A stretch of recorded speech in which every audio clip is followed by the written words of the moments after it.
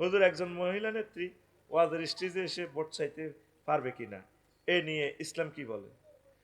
উনি কোরআনের পক্ষে ভোট চাইব, পর্দার সয়ে মুখে জোরে কথা বলবে না, আকার ইঙ্গিতে বা লেখি বলবে, ওনার সহকর্মীরা বলে দিবে আফা ভোট চা।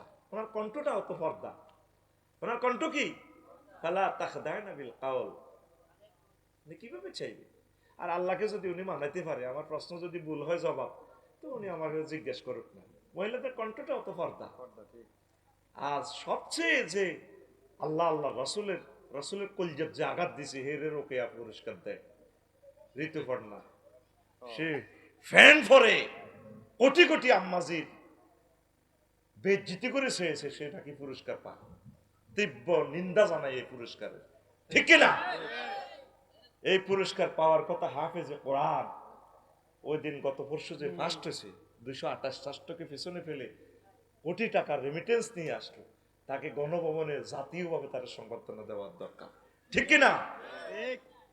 মহিলা কেমনে ভোট চাইবে, কেমনে ভোটটা চাইবে? আল্লাহ বুঝাক।